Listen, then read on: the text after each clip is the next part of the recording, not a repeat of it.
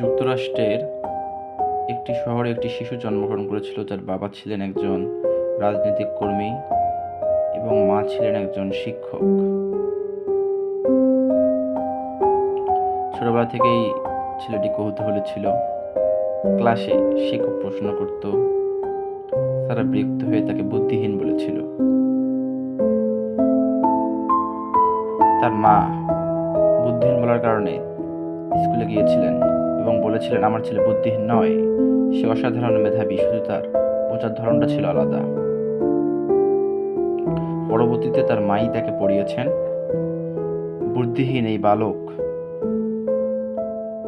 যার কারণে পুরো বিশ্ব আলোকিত হয়েছে। তিনি আবিষ্কার করেন বৈদ্যুতিক বাল্ব। নিশ্চয়ই আমরা বুঝতে পারছি যে আমি কার কথা বলছি। আমরা বলছি সর্বকালের একজন সর্বশ্রেষ্ঠ বিজ্ঞানী টমাস আলভা এডিসনের কথা। তিনি বাল্ব আবিষ্কার করতে গিয়ে 10,000 বার ব্যর্থ হয়েছিলেন। তিনি বলেছিলেন যে আমি 10,000 বার ব্যর্থ হইনি, আমি 10,000টি যুক্তি বের করেছি কাজটি না হওয়ার পিছনে। আমরা এখান থেকে বুঝতে পারি যে কোনো একটি সমস্যাকে